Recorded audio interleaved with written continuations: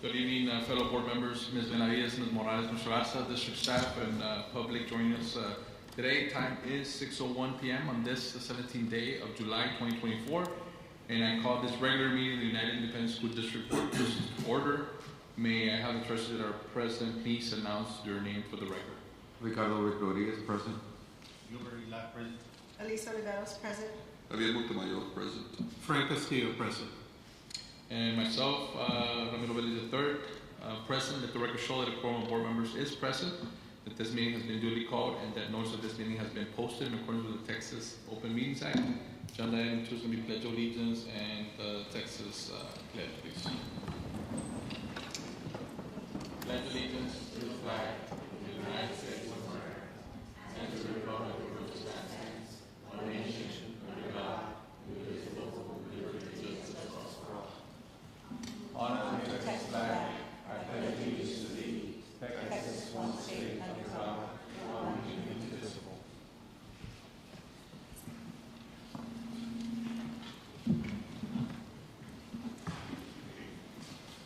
Thank you very much. Agenda item 3, I think recognitions, we move them for next month. Is that correct? Yes, sir. And please allow us the opportunity to apologize to everybody. We do have some mechanical issues with our air conditioning system, and so we wanted to limit the number of individuals. So we did postpone it for next month for recognitions, in addition to asking some of our non-essential staff not to come so that we can make sure that the air circulates properly here. Thank you, sir. All right, so with that, agenda item 4, public comments. Do we have any public comments that are signed up? Yes, Mr. Vélez, we have 3 comments for the public speakers. You do have 3 minutes. First, we have Mrs. Letty Juarez regarding STAR scores and superintendent selection.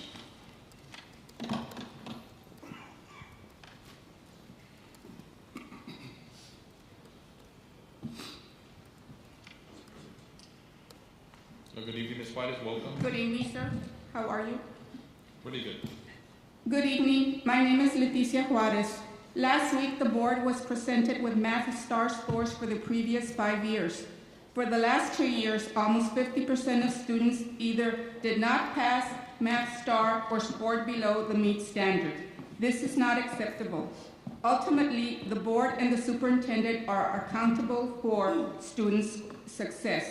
The board's next UISD superintendent should be an individual who will strive for innovation and a visionary leader. Albert Einstein's definition of insanity is doing the same thing over and over again and expecting different results. This is what I have seen the district do for years. If students have academic gaps, the district solution is to refer them to after-school tutorials, even though there is not enough staff to meet the large number of students requiring tutorials. After the pandemic, as the students returned to school, small group instruction was greatly needed. The district spent ESSER funds of $24.7 million on learning acceleration. This included $3.3 million in extended instructional time after school / summer programs and $1.2 million in high dosage tutoring. There were no additional teachers or instructional aides hired to assist my students. I was never aware that there was an initiative to buy out teacher planning periods, increase the hourly tutorial pay to entice more teachers to help with tutorials, or plans to increase small group instructions. The school leaders will say that individuals were not willing to apply for these positions, just like the current situation with bus drivers and custodians. Yet these school leaders were hired at a very good salary by the board because they expressed the ability to solve the district's problems in times of adversity. We must hire an individual who will be able to resolve these issues. In closing, the district will hopefully receive an A rating from TEA despite the district's math performance. This is a testament to the testing teachers who, in the face of their ever-growing obstacles, are very committed to their students' academic success. Thank you, and good luck. Thank you very much, ma'am. Next, we have Jorge Mendoza regarding questions on capital cost and superintendent. Thank you, sir. For the record, we have Board Member Michelle Molina present as well.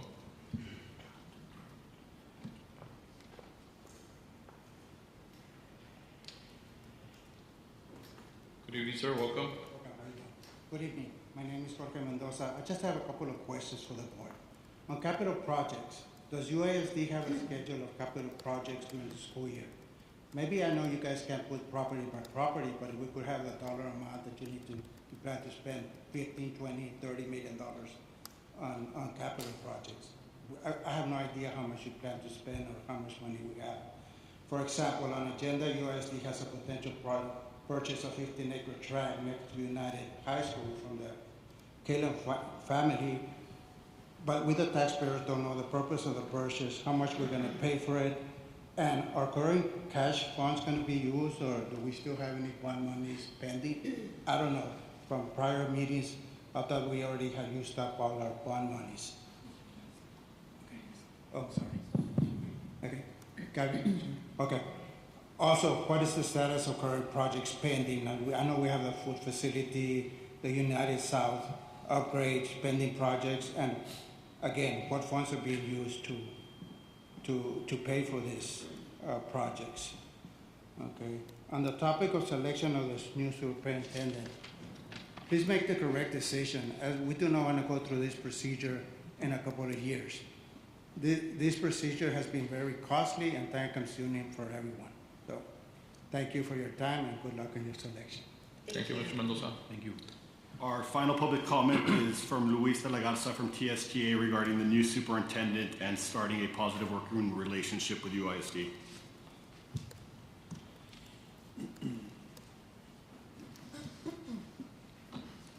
Good evening, Mr. De La Garza.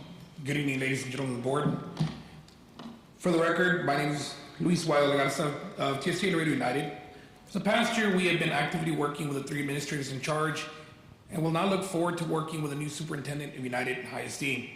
We look forward to the improvement of employee morale, salary raises, and an overall positive working environment that we want the new superintendent to provide for district employees in this upcoming year and following. Thank you very much and have a good evening. Thank you for your comments, sir. No further comments. Thank you. Agenda item 5 is consent agenda. Yes, Mr. Reddies, I'd just like to note for the record quickly on the board's backup material on page 145, which is a summary sheet related to awarding bids, proposals, qualifications, and extensions. There was a typo. One of the recommended vendors, being Grease Monkey, was listed twice. It's solely a typo. All procurement procedures were followed. All the backup materials are accurate, but we did want to note for the record that typo. Other than that, we're good to proceed. Thank you. So we have agenda items 8 through J. Do we have a motion? Motion. We have a motion and a second. Any discussion? All those in favor? Aye. Aye. All those opposed? None opposed. Motion passes for consent agenda items 8 through J. Agenda item 6, items for individual consideration. A would be resolution authorizing the issuance of United Independent School District Maintenance Tax Notes Series 2024, entering into a purchase and investment letter and paying agent registrar agreement and other matters related thereto. Good evening, members of the board, members of the audience. We're bringing to you a resolution for authorization of issuance of United Independent School District Maintenance Tax Notes, Series 2024, where we will enter into a purchase and investment letter and paying agent registrar agreement and other matters related thereto. In the audience, we have Robert Tijerina, our financial advisor from Tijerina Financial Consulting, and we also have our co-bond counsel, Dan Martinez, from Winstead. So, Mr. Tijerina, I'll turn it over to him. Thank you, Ms. Benavides, Mr. Velez, members of the board and staff. Again, for the record, Robert Tijerina with Tijerina Financial Consulting. Here to present the presentation final pricing. And if you turn to page 1, we have the items on page 1 on display that the district is considering purchasing for a total amount $7,705,000, with the cost of issuance $7,780,000. On page 3, we have in this middle section, Maintenance Tax Note Series 2024, the actual principal, interest, and total. Total amount $7,780,000 with interest $9,164,492. The interest rate that we locked in was 4.49% over 7 years. On page 4 is the timetable of events. If this item is approved this evening, the district will receive the funds on August the 15th, the closing date. Financing team, working group participants, again, issuer, United Independent School District, financial advisor, co-bond counsel, Winstead, Mr. Martinez is here, and CRD Law Group LLC. The placement agent, FHN Financial, Amity Bank is the purchaser, Zion's Bank is purchaser's counsel. Any questions from the board members or staff?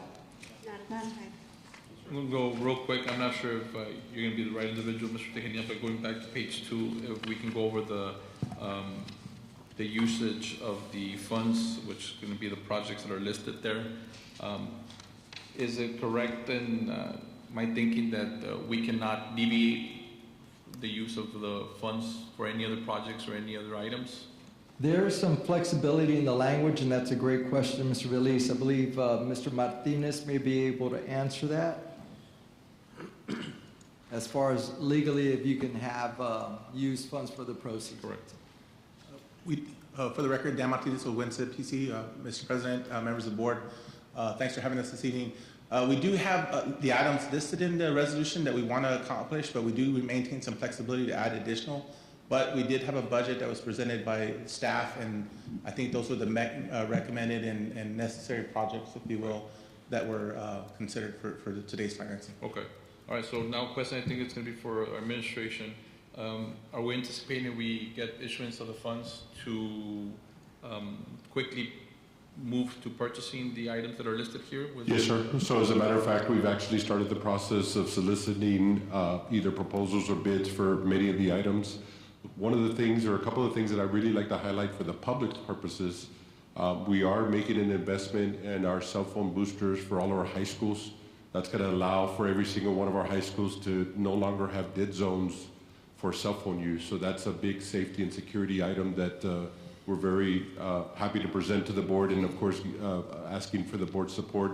In addition to that, the largest item, which is a recurring cost for us, is our commitment to the one-to-one mobile device units for all of our students, right? So we have committed several years ago that every single one of our students at UISD will have a mobile device to take home, a Chromebook essentially. And that is always the biggest price tag. And then of course we have some additional items for police department and some of the other departments. So yes, sir, we're in the process. A lot of these have a long lead time just because of the equipment that we're ordering. But we have already started that process. Okay. Mr. Garza, the district-wide phone replacement, it's 4,400 units, I'm assuming, but is that classroom phones, or is that? Yes, sir. So our phone units are actually over 20 years old, and so this is probably an item that has been long overdue for us to commit to it. It's another safety feature for our campuses and our teachers. So we are literally replacing every single phone that is within that time frame. Yes, sir. Yes. If I mention, yes, Mr. Vélez, members of the board, the item you see on the gateway, the $291,000 for our E-rate, is bringing $700,000 in addition to. That's our matching funds to be able to upgrade our telephone system. But the phones don't qualify for E-rate funds. And like Mr. Garza mentioned, they're already 23 years old. When they break, we cannot even replace them anymore. And it is a safety item because if you have an emergency in the classroom, I know we have our systems, but they always go to the phone, and that phone needs to be able to die. And again, just to put it in perspective, we're replacing 10,000 Chromebooks. So just to kind of put that in a perspective, that which is basically 1/4 of our student population. All right. So what is the recommendation of administration? Yes, sir. We do recommend that this go forward, and we go forward with these projects. I will commit to the board, or we do commit to the board, that every single item listed will be purchased. If we happen to have savings, then we can possibly look at some additional items. But our priority is that everything listed here will be completed and installed within the next school year. All right, thank you very much, Mr. Perez, Mr. Martinez, Mr. Tejeda. Thank you very much for the information. Do we have a motion to approve the resolution as presented? Motion. Motion and a second. Any further discussion? All those in favor? Aye. Aye. All those opposed? None opposed, motion passes. Thank you. Thank you. Item B is appraisers for the 2024-2025 school year. Good evening, Mr. Veliz and board members. For the record, David Canales, I'm here. Administration is recommending for approval of the following T-test appraisers for this academic year, and you have the following names there. Okay. We do anticipate that will come back probably next month. We do have a couple more that still need to take their test, and we have new hires that need to get cleared. Okay. Motion for Thank you. approval. Second. Motion and a second. Any discussion? All those in favor, aye. Aye. All those opposed? Thank you. None opposed, motion passes. Thank you, sir. Item C, board minutes for the months of April 2024 and May 2024. Motion for approval. We have a motion and a second. Any discussion? All those in favor, aye. Aye. All those opposed? None opposed, motion passes. Item D is request from board members in reference to use of Board of Trustees discretionary funds for various projects and campuses. Motion for approval. A second. No, there's no additional requests. Okay, thank you. We have motion and a second. Any additional discussion? All those in favor, aye. Aye. All those opposed? None opposed, motion passes. Item E is board resolution approving a one-time salary increase pay raise for substitutes for the 2024-2025 school year. Yes, Mr. Veliz, members of the board, as we had this item sponsored by several board members, we inquired and looked at different options to be able to propose. We had been in discussion after we had approved our initial compensation plan, which, as you probably know, that is the largest majority of our budget when we get those particular items taken care of. And from this point forward is just working with the board on their priorities for the next school year. So this is an item that we have been in discussion about for our substitute teachers. The plan here, or the concept, is we want to have a situation where the more they work, which provides us that stability of having these individuals coming per semester, then they would have an opportunity for an incentive type system where we could pay that out in January for the first or the fall semester, and then pay it again in June for the second semester or the spring semester. So it would give them two chances. And the way we have it set up is the criteria would be they would have to work at least 25 days to qualify for the first tier, which is about $100. And then in order for them to qualify for the second tier, it would be 45 days that they would have to work. To put in perspective, there's typically between 85 to 90 days per semester. So we would be asking them to commit to at least half a semester in order to qualify for the highest tier, right? So the max that any substitute could earn in the full year would be $400, which would be $200 in the fall, and $200 in the spring would be the max. They would have to actually work 90 days over those 2 semesters. Okay, so just an incentive for them to come and work a little bit more, or to be active substitutes. Yes, sir. Yes, sir. And we did give a one-time payment of a couple of years ago, if y'all recall. But in that particular scenario, it was provided to everybody, regardless of the number of days that you worked.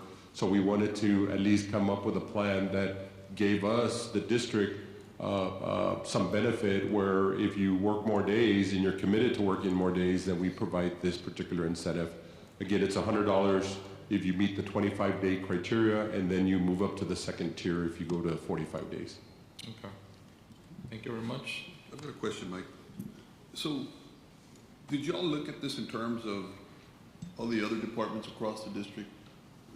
Bus transportation, kitchen workers? Yes, sir. So we do provide an incentive for our transportation department. They provide a $500 perfect attendance or high attendance incentive, okay. And that is also by semester. And then in our food service department, we implemented it last year, if you recall. It was a pilot program that we did for them.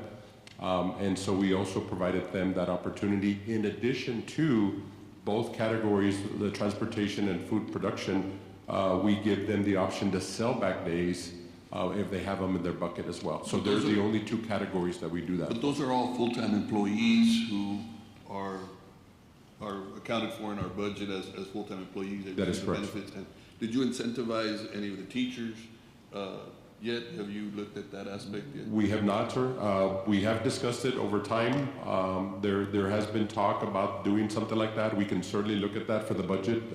That budget is still needing for your approval in August, but that's certainly something that we can look at. What we have noticed over time, or what we've been told, is that there's a diminishing return, right? So as you implement the program, we have high attendance, and then over the course of a year or 2 years, it ends up going back to the normal absenteeism, right? So, and again, one of the other variables that we need to consider is we added 2 additional days.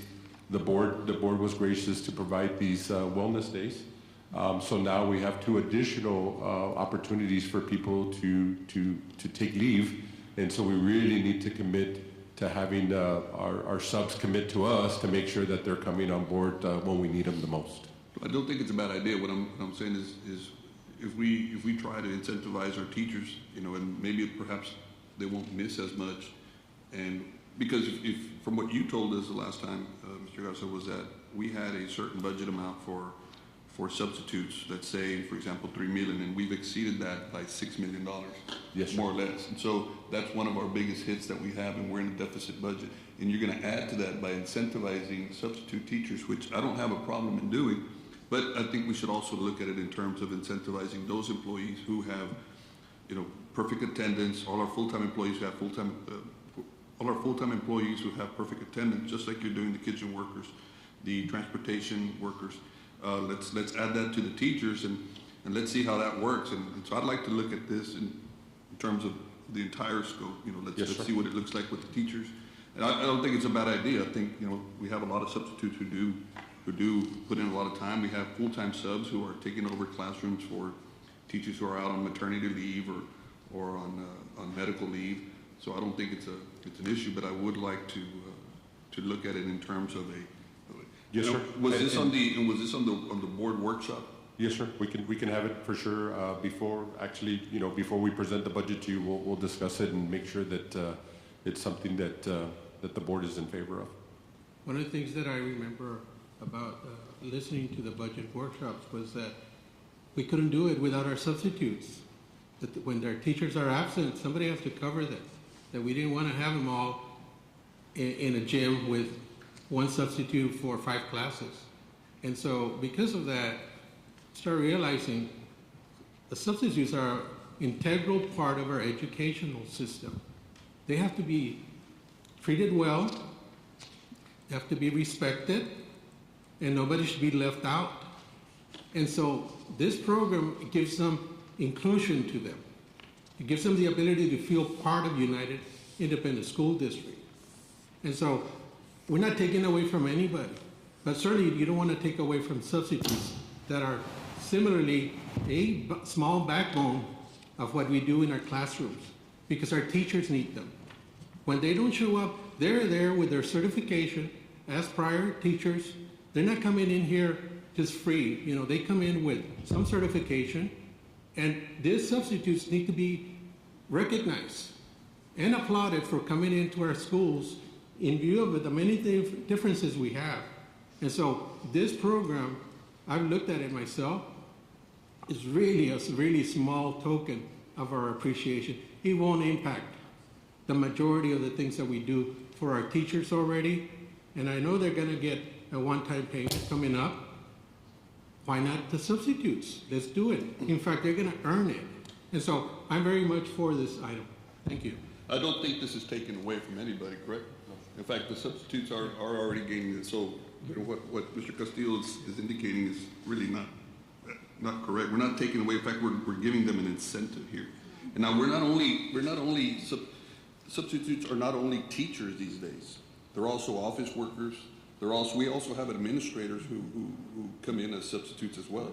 So I'm not saying no. I'm not saying this is not a good program, but we have to look at it in terms of the entire budget when it comes to all employees. Treat everybody fairly. Police officers, we should incentivize them too. We need teachers to be incentivized to be at work as well.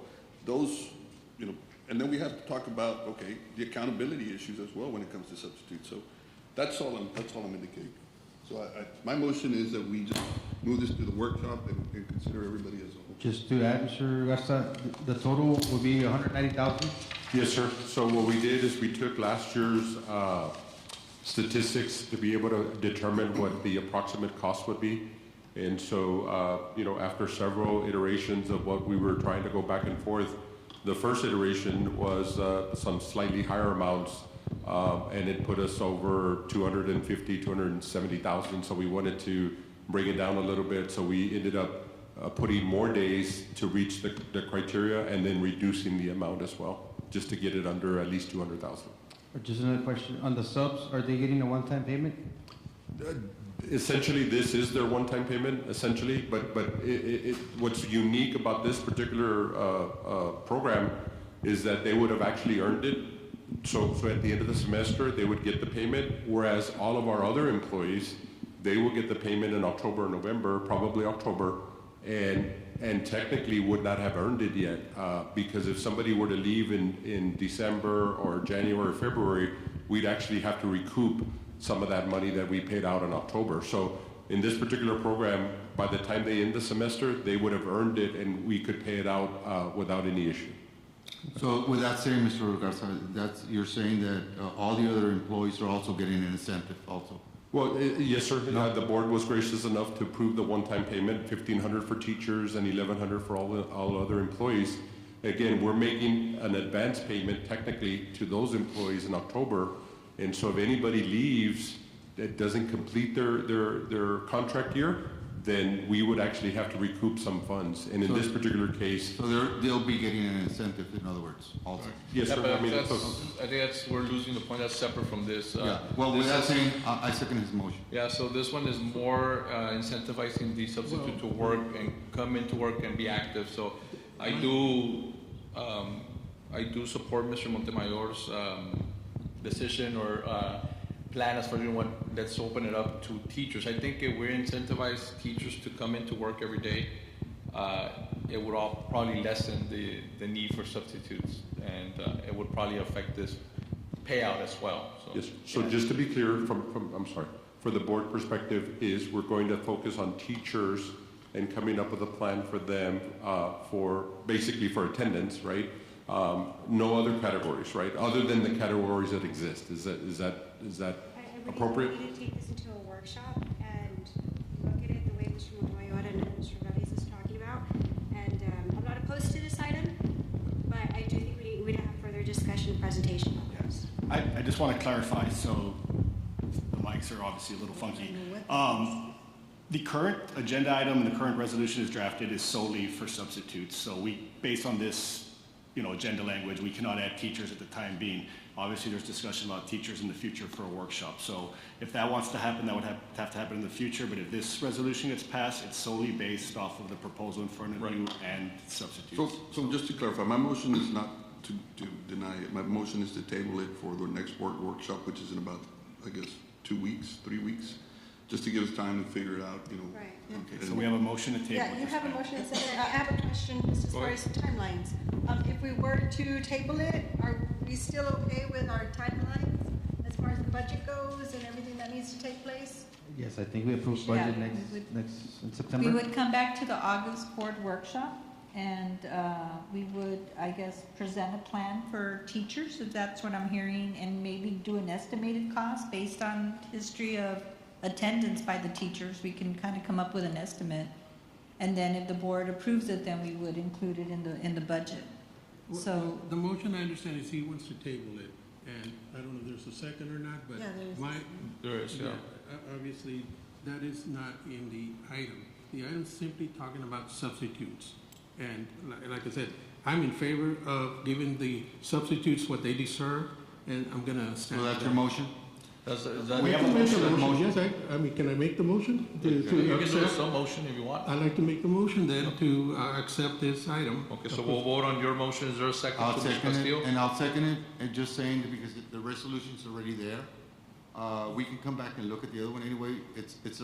We took a while to put this resolution into place for the substitute. We can bring it up for the teachers in the workshop and they work in the workshop. That way we can see what their balance is gonna be, and we know what to give the teachers and what we need to work with the rest of the employees. So we have a first and a second. We have a motion by Mr. Castillo that's a motion to approve, and then Mr. Rodriguez to Second that. Is there any further discussion on that sub-motion to Yes, approve this one? I just want to know if the reason for possibly tabling it is to discuss anything in particular to the resolution. Well, yeah, this resolution, from what I understand, was set at the last board workshop. It was on the. No, sir. It's not. This It hasn't been resolution was presented. sponsored by 3 trustees. Okay, so it hasn't been presented at the board workshop. Correct. And so, Yeah. that one. Number two, I have not had an opportunity to look at this item, but I don't have a problem in looking at this when it comes to being fair across the board to all employees. And that is what I want to, because once you approve this, then everybody else, should be treated equally, should be treated the same, whether it's transportation, whether it's our kitchen, our nurses, everybody's got to be treated the same. So if we're going to pass one, then we should look at it in terms of how it's going to affect our budget for everybody. Right. And that's why I just want to move it for discussion in the next board workshop to see how it's going to affect our budget, what other employees we're looking at incentivizing as well, and what the total cost of our incentives are. So that's. And I kind of agree with that, Javi, but I just want to make everybody know and clear that we're not against the rest of the employees getting that incentive. The only thing that right now, it's already in place. So it's still going to be heard again, but the only thing is just to approve one, and then the other ones are going to come back up, and they're going to get it eventually. I mean, I'm pretty sure the board looks unanimous to give some incentives to all the rest of the employees. So the only thing is this one's already in place, so. I'm seconding Mr.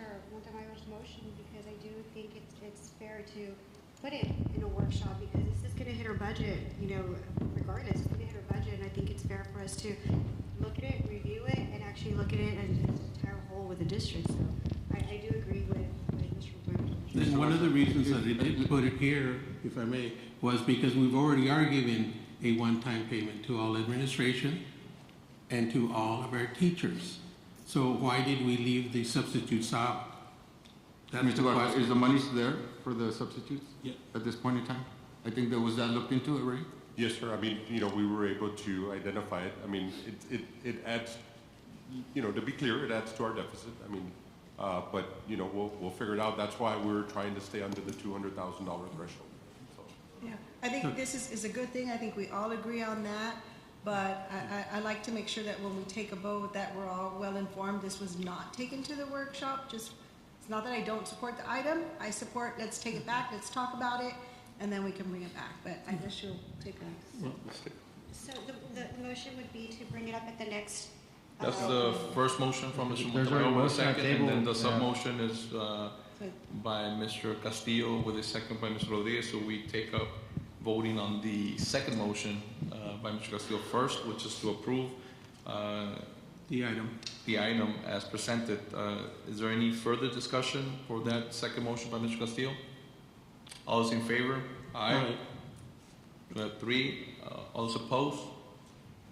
We have 4 opposed. The motion does not pass. We go back to Mr. Montemayor's initial motion to table. Are you setting a timeline, Mr. Next workshop. Next workshop. And we have a motion, a second by Board Member Molina. Any discussion on that first one? All those in favor to table? We'll table. Aye. All those opposed? 2 opposed to table. So motion passes on Mr. Montemayor's motion to table for the next workshop. All right. So with that, it's agenda item 7, closed session. Time is currently 6:35 p.m. in accordance with Texas Government Code sections 551.071, 551.072, 551.074, and 551.076. The board will discuss items 7A through 7D. No action will be taken in closed session.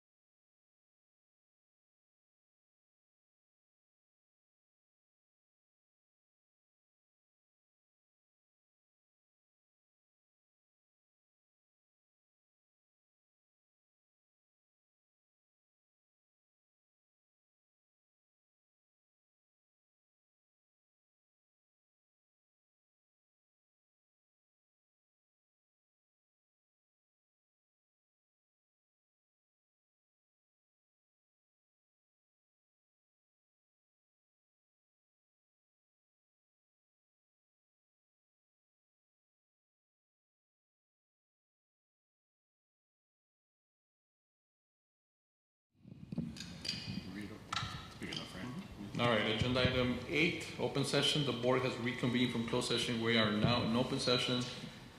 The time is 7:52 p.m. For the record, no action was taken in closed session. Agenda item 8A is possible action with respect to the lawsuit filed by Potential Holdings LLC against the United Independent School District at UIZ regarding the UIZ Student Activity Complex Educational Support Center plat filed of record in volume 21, page 43 and 44 of the Webb County Plat Records, and the UIZ Las Cruces School Plat filed in volume 18, page 55 of the Plat Records of Webb County, Texas, and Santa Claudia Lane, Santa Monica Drive within the UIZ SAC plat and matters incident thereto, including legal options available to UIZ. Suit is filed in the District Court of 111th Judicial District of Webb County, Texas, under cause number 2023 CVG 000151D2. Yes, the recommendation is to authorize legal counsel to proceed as discussed in closed session. Motion for second. Motion and second. Any discussion? All those in favor? Aye. Aye. All those opposed? None opposed. Motion passes. Agenda item 8B, possible action with respect to granting legal counsel authority to negotiate a purchase and sale agreement with Killam Ranch Properties Ltd. for the purchase of the approximate 15 acres of real property located west of United High School on East Point Drive, just south of the intersection of East Point Drive and the United Avenue extension. Yes, the recommendation is to authorize the board president to execute the letter of intent and to proceed as discussed in closed session. A motion. Second. And a second. Any discussion? Question. Go ahead, sir. The item does say possible negotiation. Is that correct at the end? That is correct, yes, sir. Okay. Any further discussion? All those in favor? Aye. Aye. All those opposed? None opposed. Motion passes. Agenda item 8C, possible action to rescind proposed non-renewal of classroom teachers' term employment contract, approve resignation agreement, and authorize administrator in charge to execute relevant documents. Yes, the recommendation is to rescind the proposed non-renewal of classroom teacher Jesus Manuel Gonzalez III's term employment contract that the board acted upon on May 6, 2024, to approve the resignation agreement as discussed in closed session, and to authorize the administrator in charge and administration to execute all relevant documents. Second. Motion and second. Any further discussion? All those in favor? Aye. Aye. All those opposed? None opposed. Motion passes. Agenda item 8D, possible action to finalize the termination of classroom teachers' term contract. Yes, Mr. Veliz, members of the board, pursuant to board policy DFBA legal and chapter 21 of the Education Code, term contract employees and classroom teacher Roberto Ortiz Jr. was provided written notice of the proposed termination of his employment contract in writing on June 28, 2024 at his address of record with the district. More than 15 calendar days have passed since the date of delivery, and Ortiz did not file a written request for a hearing pursuant to section 21.253 of the Education Code. As such, administration recommends that the board take final action to terminate classroom teacher Roberto Ortiz Jr.'s term employment contract for good cause and direct the district's administration to provide written notice to Roberto Ortiz Jr. of same. We have a motion. Second. A second. Any further discussion? All those in favor? Aye. Aye. All those opposed? None opposed. Motion passes. Agenda item 80, possible action regarding naming of finalists for position of superintendent of schools. I make a motion to name Dr. Gerardo Cruz as a lone finalist for the superintendent of schools of United Independent School District, and to authorize legal counsel to negotiate an employment contract as discussed in closed session. We have a motion. Do we have a second? Second. Motion a second. Discussion. Discussion. Go ahead, ma'am.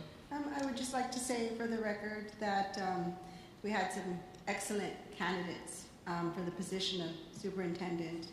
I was highly impressed, as I believe everybody on this board was. And although we cannot say their names publicly, I would like them to know that we appreciate the time that they took to talk to us and visit with us and interview with us, and all of them will definitely make a great superintendent. I wish we could have all of them today, but unfortunately we'll come down to one person. So before I cast my vote, I just wanted to thank all the applicants. Thank you, ma'am. Any further discussion? All those in favor? Aye. Aye. All those opposed? Aye. Two opposed. Motion passes. Congratulations, Dr. Cruz. With that, agenda item 9 is adjournment. Time is 7:57. Do we have a motion to adjourn? Second.